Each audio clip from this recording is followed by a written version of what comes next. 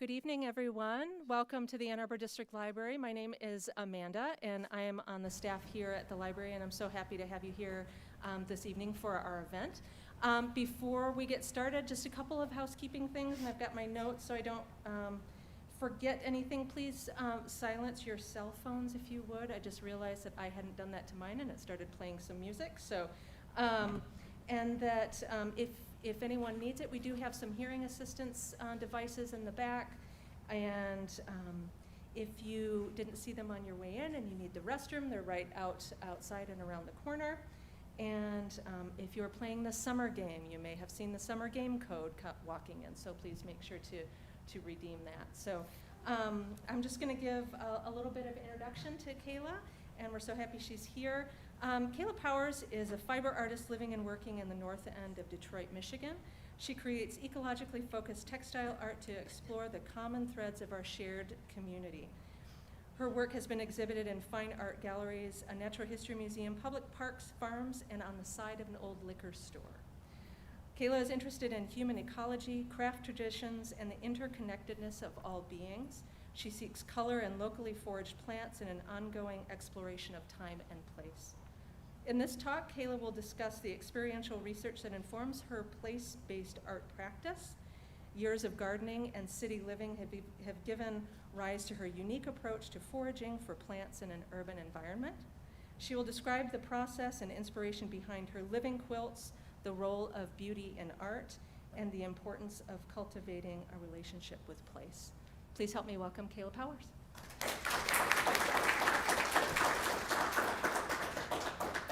Thank you. Thank you so much, Amanda. Thank you all for coming. And thanks to anyone that's joining us virtually. I think we're live streaming, so that's cool. I love artist talks. I love attending artist talks, and I love giving artist talks. I think it's such a beautiful format. It's such an interesting little window into a very specific world. So I'm really honored that you've chosen to spend this beautiful evening here with me as I tell you about my work. My name is Kayla Powers. I'm a place-based fiber artist, and I live and work in Detroit. And I actually lived for a little while in Ann Arbor on the Old West Side on Buena Vista Street, if you guys know it. And I spent a lot of time at this library, so it's really exciting to be back here. I just graduated from Cranbrook Academy of Art in May with an MFA in fiber art, and I'm really excited. I saw some handwork happening out there. I feel like there's a lot of fiber artists in the crowd, so this is a really nice place to be.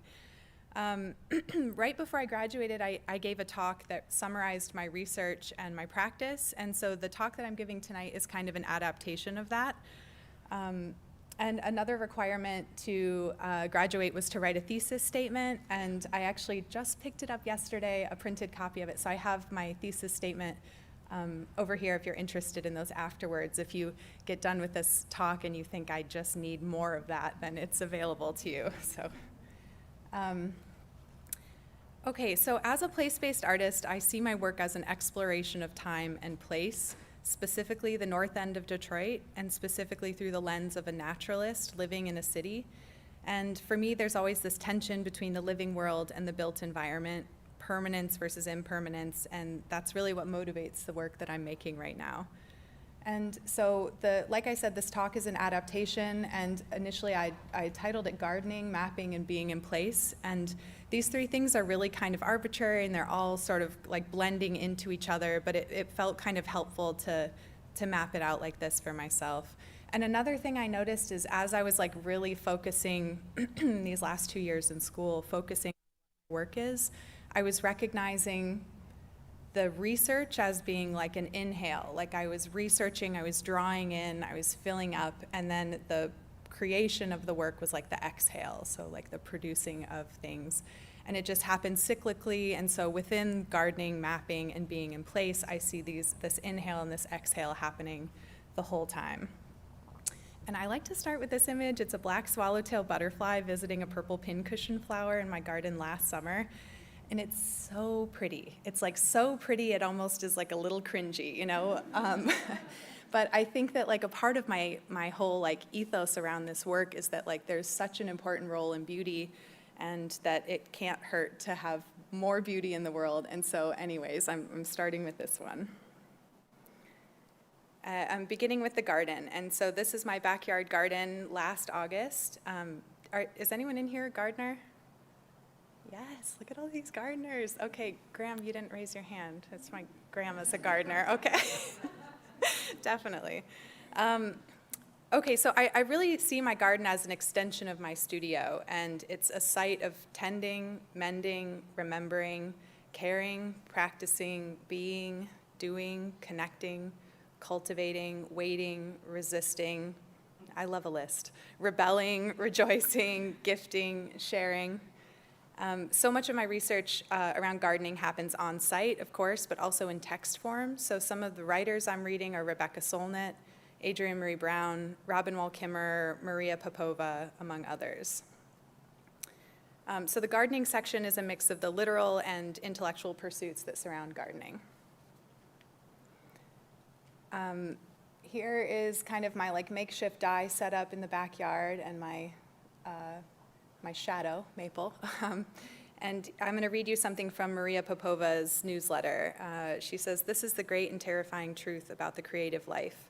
Anything we make, all this longing for beauty and meaning, all these reckonings and raptures, these most passionate and personal fragments of being, is just a tiny seed compacting everything we are, blown into the wind that is the world.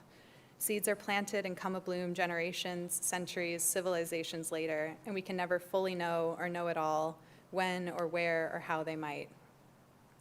Gardening is a way of loving the earth and letting the earth love you back. It's a way of paying attention, which Mary Oliver describes as the beginning of devotion." That I don't have to tell you because you're gardeners and you know. In the garden, flourishing is mutual, and when the plants thrive, the insects thrive, which feed the birds who disperse the seeds and increase biodiversity, and on and on. Cultivating plants is instinctual, and as much as I read about gardening, I love to wonder and try and imagine about it too. So even when I'm gardening and I'm down on my hands and knees, this posture that I'm embodying, it feels devotional and it feels ancient. And I'm reminded of our ancestors who have been cultivating plants and working in reciprocity with the earth for thousands of years. And it's these threads of thought that help me recognize the fundamental human experiences and seek them out in other places. So sometimes the garden shows up literally in my work, like in these prints. This is the hammering technique we were talking about earlier. And sometimes it's more of an embodied practice or an ethos of sustainability or an emphasis on beauty and care. There's research that shows that, and I write about this in here, so my citations in this talk aren't as good as they are in the book, so if you're after that. There's research that shows that gardening and having our hands in the soil can actually release oxytocin and dopamine and serotonin, which are usually associated with the relationships we have with loved ones, and also antidepressant. They boost our immune system, et cetera. And one study I found says that the researchers hypothesize that this response evolved nearly 200,000 years ago in hunter-gatherers, and when food was found and gathered or hunted, a flush of dopamine released in the reward center of the brain triggered a state of bliss or mild euphoria. The dopamine release can be triggered by sight, by seeing a fruit or a berry or a flower, and smell, as well as the action of actually plucking the fruit. So I was just thinking about this while I'm working in my garden. I'm thinking about those prints. Can that elicit the same response in our mind when we see it in a quilt, for example? Does it have that same response? Can art have the same impact as something like gardening? And I think these are things that we probably know intuitively, but it never hurts to hear it again. And I think sometimes it helps to hear things in the context of science. And I won't get started on why I think that is, but I think it has something to do with the patriarchy. So more of the physical garden in my work looks like this. So here's just some of my process. So these are plants that I've grown in my garden. This is Dyer's coreopsis. Those are marigolds, and the bottom there is madder root. And then the fabric in the middle has been screen printed with an iron paste and then dyed with those plants. And then the leftover dye baths, I'm precipitating them into to make the pigment into a powdered form. And so here's what it looks like along the way. These are the same three plants, the coreopsis, marigold, and madder root. And maybe you can tell I obsessively photograph everything. I just think that every step of the process is so beautiful. It's part of what keeps me so interested. And after this stage in the right, when it fully dries, then I'll grind it up into a powder and I'll use that to make paint. And usually I'm making watercolor paints. So here's one of the first large-scale paintings I did with my plant-based paints.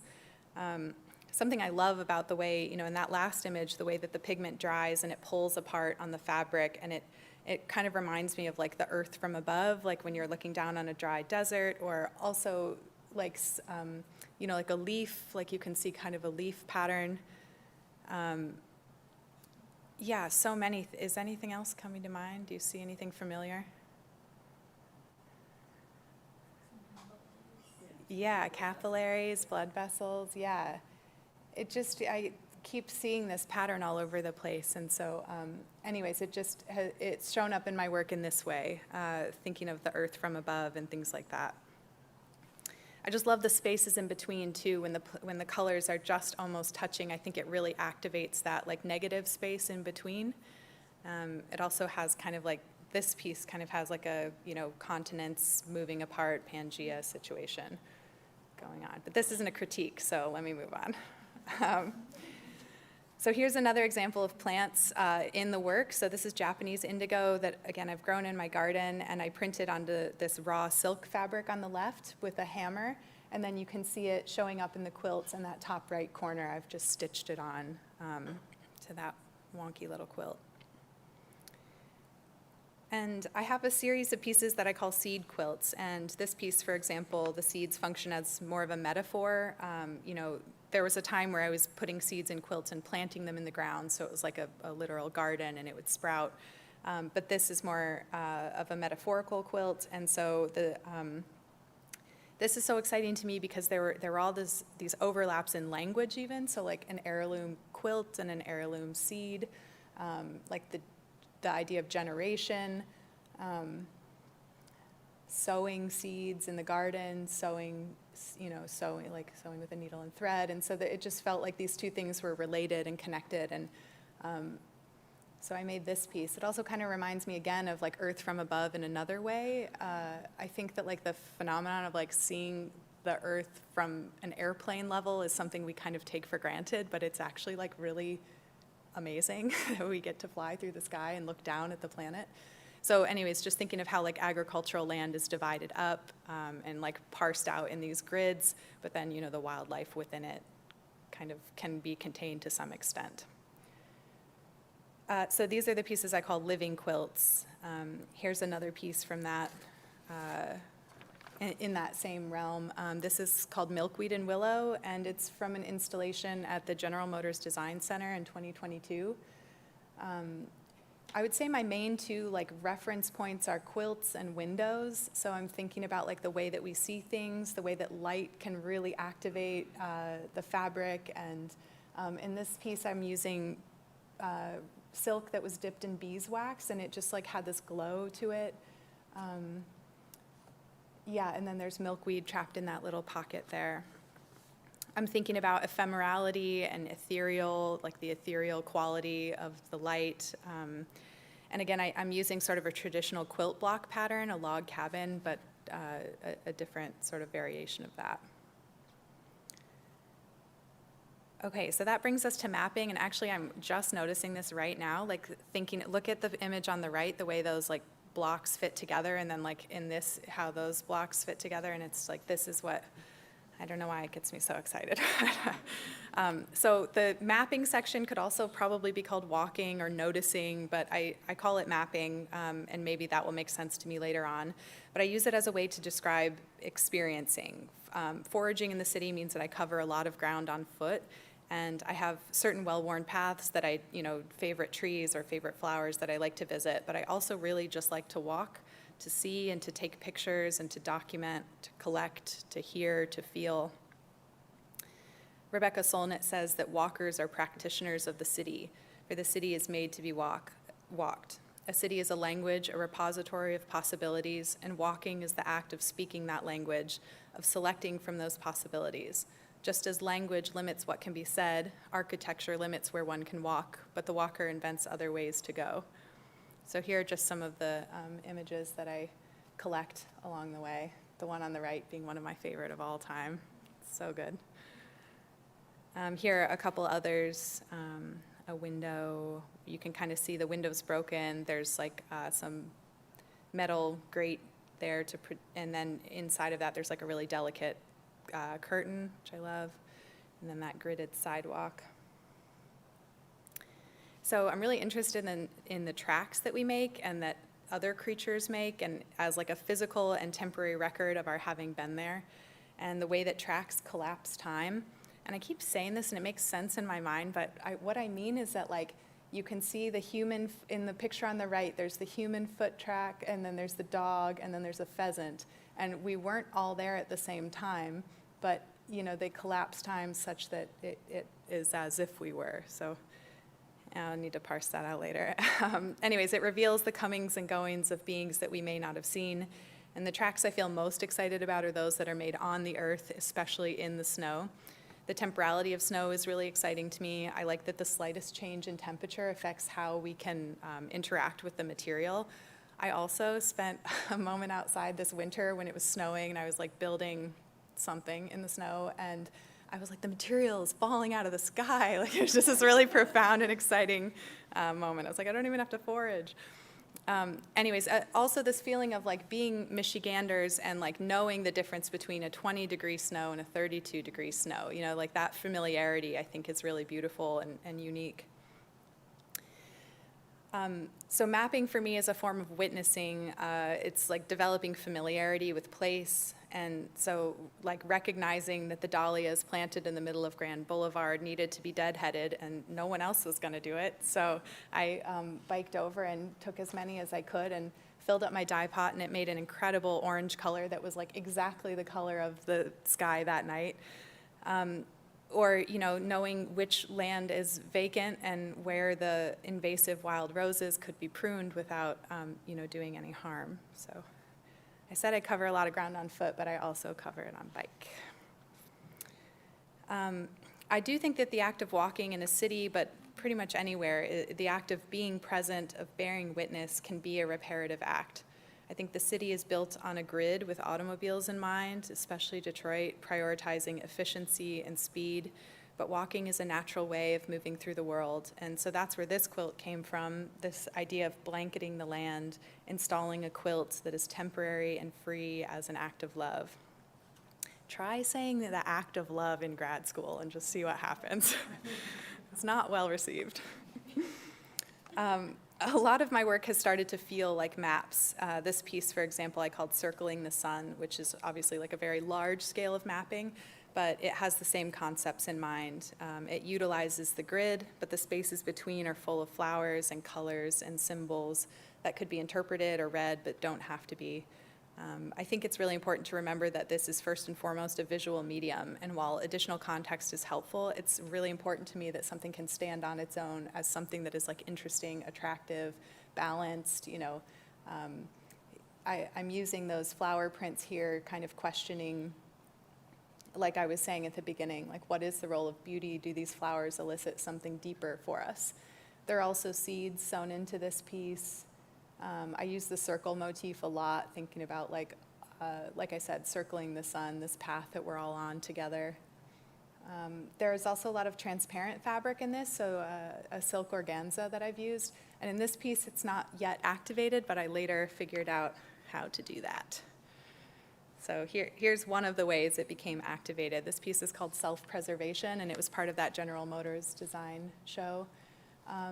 And the way that I see it activated is like when I brought it outside, then the trees and the clouds and the sky became part of the piece.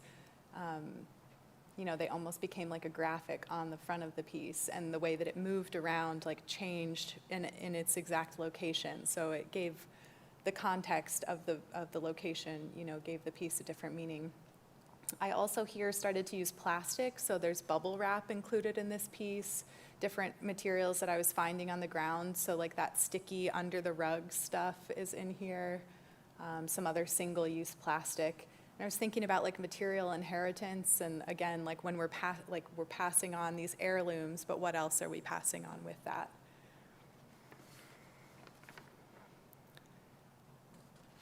So there's this quote from the book, The Lure of the Local by Lucy Lepard. I highly recommend it if you're interested in any of this. The challenge for the artist is to search for the good and make it matter, to map the terrain of the outside world through confrontation with the inner territory of the soul, the earth that in fact we are. So that brings me to the final section of this talk, which is being in place. And like I said, everything's kind of wishy-washy and overlapping, but for me, being in place is generally about awareness and attention, and specifically about the north end of Detroit. We're living in a moment right now that does not allow for nuance. The pace of life is faster than it ever has been, and we are socially, emotionally, and conceptually overstimulated. I, like so many of my artist friends, and actually like everyone that I've talked to lately, is still processing the pandemic. And one thing that came about from the shelter-in-place order was that we were all forced into stillness. And I think that we can all remember those images of the animals taking to the empty streets and the reports of the cleaner air from the reduced travel and everything. And I think what happened was that our external world shrunk, and when something gets smaller, we can really focus on the details. I think that like that first pandemic, spring to summer, I like personally knew the birds. I was like so in tune, I was watching the flowers open, and like in hindsight, I think that was kind of a survival thing that was happening for me personally. And it's not to discount the psychological turmoil that we were experiencing, because really I think that was a very intense time. But this is just to point out that being in place, which is something we would have historically been much more frequently, was really something illuminating for my practice. My work is about beauty and abundance of the living world, and I've been reading about the aesthetics of care, which emphasizes the importance of localized, qualitative place in feminine experiences of the sublime.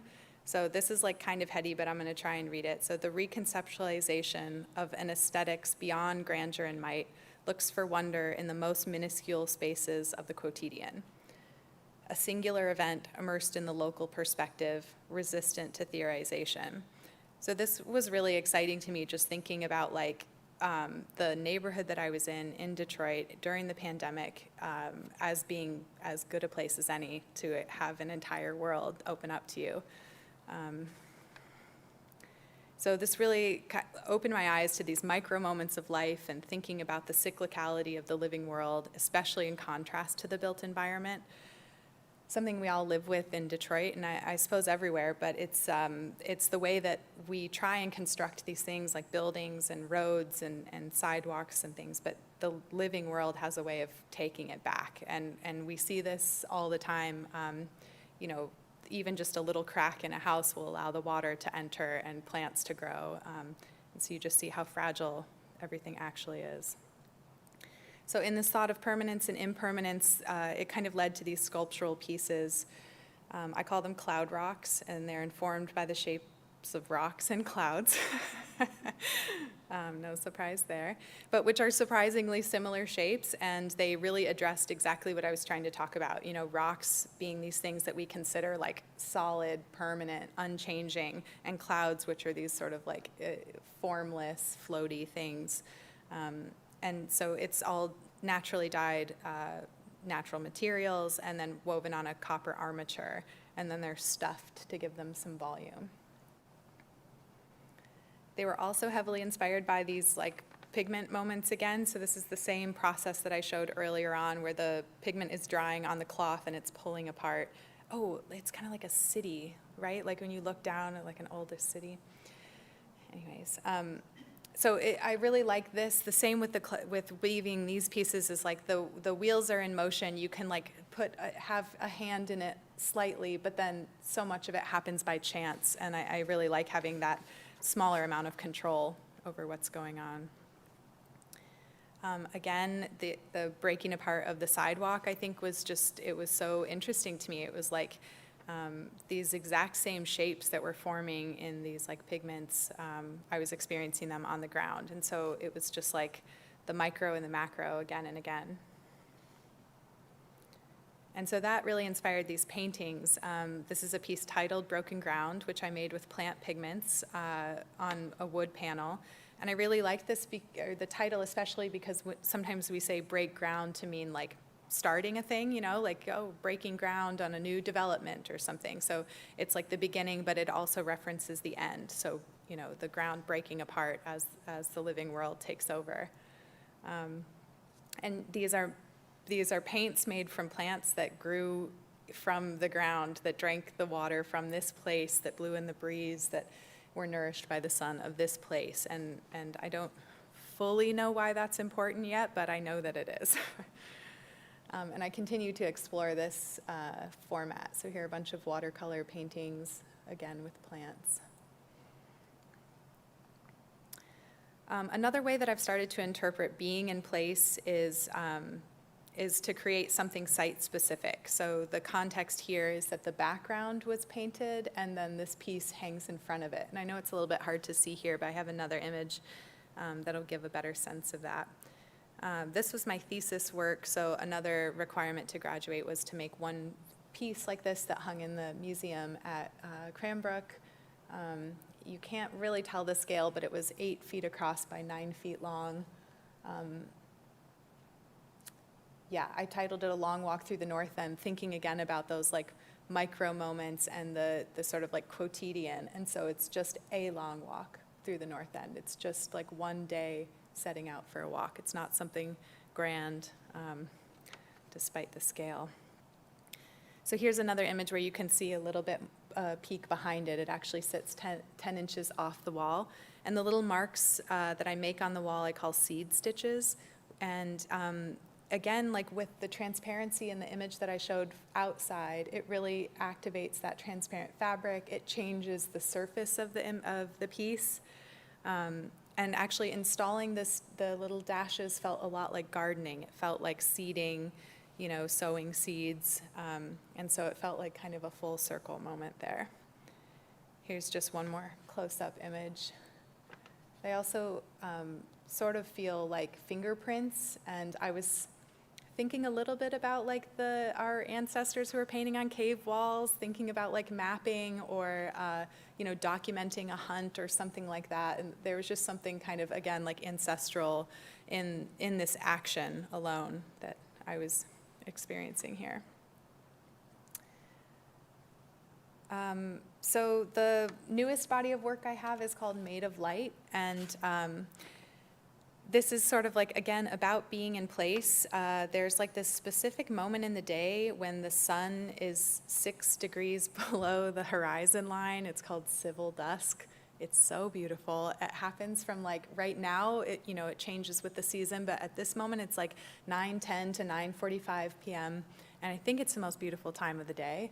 It's, it gets cooler.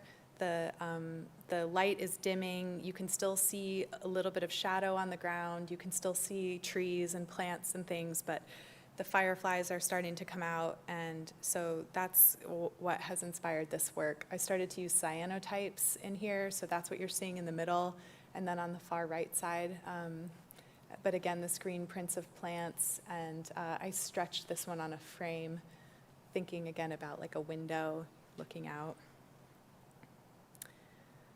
Another piece from that body of work is called Astronomical Dawn, which is the same except for on the other end. So as the sun is coming up and it's 18 degrees below the horizon line, it's called Astronomical Dawn, and it's just the very first light of day. It was the specificity and recognition of this unique moment in the day that inspired that title. And again, the patterns are made with place in mind, so I'm thinking about the shapes and the colors, so like the orange kind of blobby shapes that almost touch there, that was dyed with the dahlias from Grand Boulevard that I had foraged, and so like seeing how directly that fits in was nice. And then there's kind of the sun being 18 degrees below the horizon line. I also was kind of playing with my materials list here, and you can see I included sunlight, so I'm out of grad school and I don't really have to justify that, and that feels pretty good. I had a great experience. I'm not trying to say it was bad. Okay, so yeah, here's a picture of this. I just installed this work in Traverse City at a gallery called Common Grounds not even a week ago. So it's up. If you happen to be in Traverse City, it'll be up until August 20th. You could take a look at that. Okay, so in conclusion, I think that gardening and mapping and being in place are all acts of defiance against a system that supports the exact opposite of that. It's a choice to live within the family of things harmoniously and lovingly. So, the end.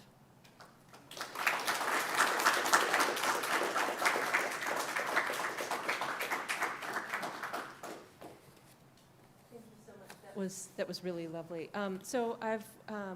We've got lots of time for questions, so if you have a question, please raise your hand, and I will bring the microphone to you so that we can get it recorded and everything, and folks watching from home can also hear your questions. So, any questions? Running over like Phil Donahue, if anyone remembers that show. I was wondering if you could speak to your process of screen printing with your leaf images, like how that happens for you. Yeah, totally. So I'll just say too, I didn't really tell anything about my background, but I have never taken a studio art class in my life, so I don't know the proper way to screen print, but I just put leaves on the screen, and then I made a paste with an iron. Actually, there's a book. Are you a natural dyer? There's a book called The Art and Science of Natural Dyes, and there's a recipe in there for an iron paste, and I use that in place of the ink. So it's just like making a rusty water paste and printing over the leaves like that. Yeah. Thank you. Yeah. Other questions? Let's see. I should have just stayed in the middle.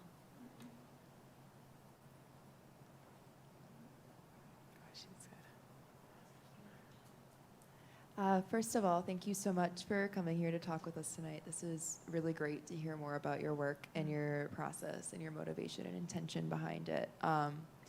I know that a big part of some of your previous work has been a lot of weaving and natural dyeing of yarn and other materials. Yeah.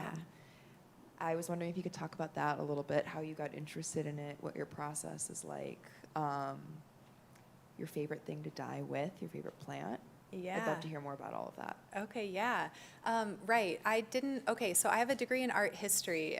My undergrad degree is art history. And when I graduated in 2011 from Western Michigan, I did not get a job at a real place. I started working on farms. So I took a job on a farm and was kind of just like rambling around, feeling life out, and I ended up taking a weaving class at the Kalamazoo Institute of Art. So I was like taking this weaving class and working on a farm at the same time. And that's really what got me into like dyeing with plants and weaving. I didn't show any of my weaving, but I'm actually like currently on working on a commission that's been taking like a long time. So that didn't make it into here, but it is still happening. And yeah, it's all dyed with plants. My favorite plant, it's hard to say, but probably madder root. Do you know madder root? It's like this like vivid red, yeah, it's kind of the queen, as she's called. Yeah, thanks.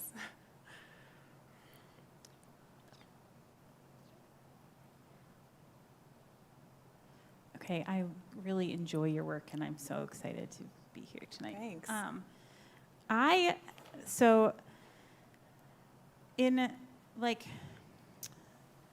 In my sort of investigations, small investigations of kind of place-based dyeing, I am not a gardener, but I'm really interested in foraging, and am very interested in looking through sort of dye books and dye resources. They're kind of global or aren't specific enough to place. Right. And one of the things that I have kind of struggled to find is a resource that's in April, these are the things that are blooming, or this is when you can take pieces of bark or something, Right. or in an ethical way. And in May, this is when you can do this. So kind of almost like a calendar or a year of plants and roots that you can forage, and how that works in a without destroying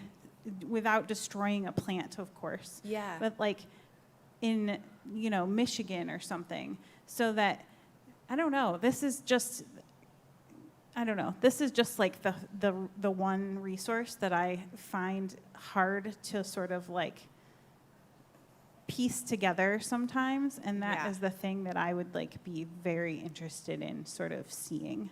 Okay, that's good to know. purchasing, of I course. feel like I could maybe put that together, could exchange it for money. Yeah, that's a good idea. I think it also just takes a lot of time and like noticing things. So I know that when I first got started, I was really eager to like find information online. I was like, why is there not information about this dye plant? And through tons of trial and error, like that's kind of how I figured it out. Also having a little bit of a background in working with plants is helpful. But you're right, yeah, there isn't something like that. I think a lot of the like traditional natural dyers don't like a lot of these plants because they will fade. So like a lot of people will not use flowers because they won't last forever. To which I just want to say, nothing will last forever. Just embrace the temporality. But you know, you can understand it's a lot of work, and so you want it to last. Yeah, that's good feedback, and I think there's possibly a book out there for someone that should, you know, someone should write that. But otherwise, like meet your local garden club or something like that. Are you in Ann Arbor? Okay. Anyone else in Ann Arbor have any thoughts on this? Maybe you guys could talk afterwards.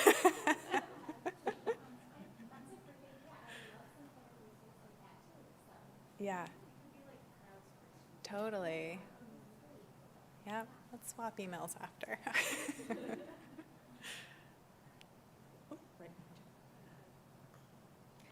Hi. I was curious about your process for the huge one that you talked about. I don't know how many of them are that size, but I was kind of mind-boggled thinking of that many small pieces on something so large. Do you have the vision in your mind's eye before you begin, or are you really just figuring it out as you go along? That's really a good for all question. of them, but especially for the big one. Yeah, that one I had a vague idea in my mind, and because it was like this thesis work, this big like culmination of all the work I'd done in grad school, I like definitely wanted it to be like have a big impact. But no, I just started like preparing materials. Actually, Amanda, we spoke on the phone one time with my AirPods in while I was like painting things. So yeah, no, it just sort of like it just sort of happened. I was working with plants that I had dried because this was made in March, so it was like kind of our slowest time in terms of dye plants around here. Yeah, no, I really like to just kind of let it come together. You know, I'll pin things up on the wall and take it down and move it around, but yeah, there's some element of like, I don't know, like a little bit of magic to it that I feel it's hard to talk about because it's like partly intuition, you know, like it's intuition to like balance and like, yeah, this piece was 8 feet by 9 feet. So I was like physically having a hard time moving it around on my own, but yeah, came together. Did that answer your question? I don't even know. Just rambling. Yeah.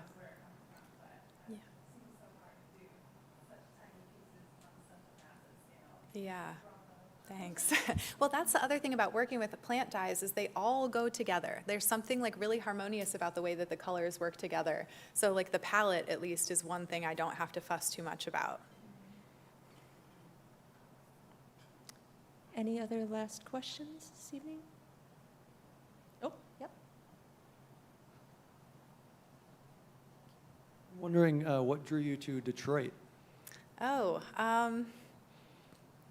gosh, my family's all in the area, and so, yeah, I moved there 7 years ago with my partner who got a job there, so I think that was part of it. But, you know, we were also just so interested in the city, and from the moment I got there, I was like, oh, this place is different than what I'd heard, you know? I think we hear so much about, like, everything about Detroit, you know, you name it, like the blight and the resurgence and all these things. But what I was so excited about from the moment I got there was like all this wild open spaces. Like it feels like being in a prairie. I've like encountered coyotes and foxes and like wild animals just like right around the corner. So that's what's kept me there, but what brought me in the first place. Yeah, I guess I don't totally know. Do you live there? Okay. Are you interested in the city? I'm curious. Yeah. It's a curious place. I don't know. It's fascinating. I love it so much. The people that it attracts are really interesting, and there is an element of like the Wild West there. You know, it's still just there's a lot of open space and like a lot of kind of freedom to pursue projects that you might not otherwise have. Mm-hmm.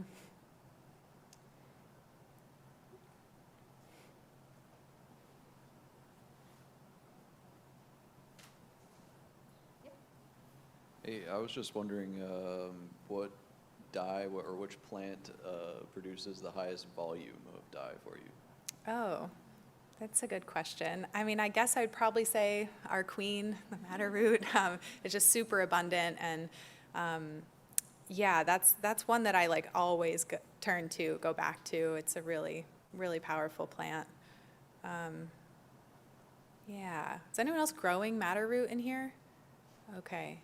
I think you guys should all grow madder root. Yeah, I think that would be the one I would say. I really love it.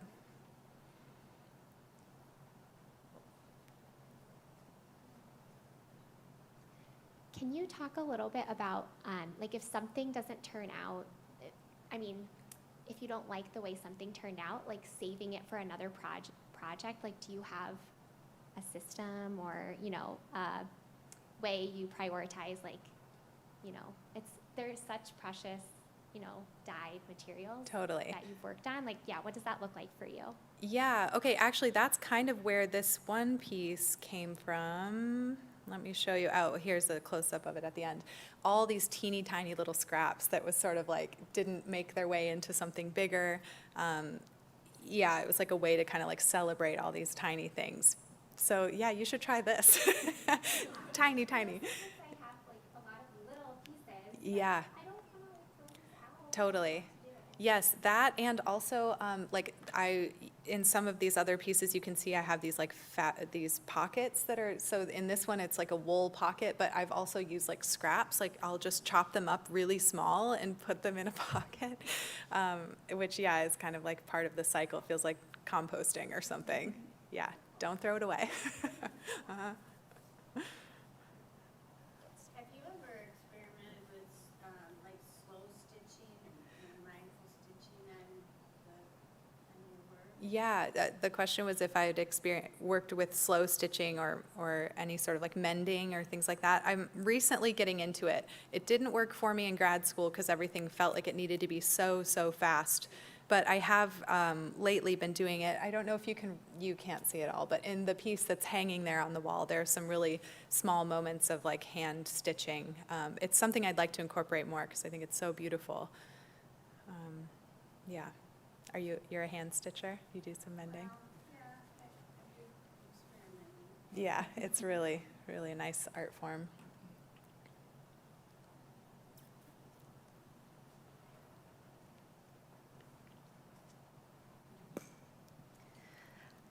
I just moved to Michigan a few months ago. Cool. And I moved here from the desert. So the first thing I did was immediately took some foraging classes because I felt so out of my element, not recognizing the flora. Mm-hmm. And so it's a process. I'm still trying to figure it out. It's an adjustment. But it made me think about how much of your work is based on place and Mm-hmm. Michigan-specific plant life. I was wondering if you know of anyone who's doing something like what you're doing elsewhere and like how different those pigments are. Yeah, I do know a lot of natural dyers.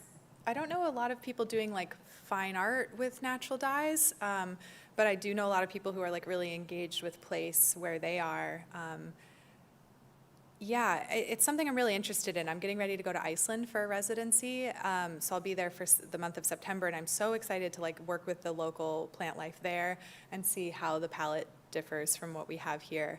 I mean, it's interesting too because since I'm growing a lot of these things, like indigo doesn't grow wild in Detroit, but because I can grow it in the soil in my garden, it feels like it's, you know, a part of this place. But yeah, definitely there are others. We can talk afterwards too, because I would love to know like specifically where you're interested in, and yeah.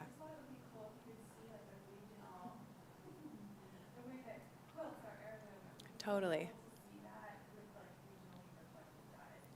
Yeah, that would be amazing. That feels like a great like grant-funded project. You could, yeah, that'd be cool. Okay, I think that'll do it. Thank you so much for being here this evening, and thank you to everyone for coming, and enjoy your evening. Thank you all so much. Thank you.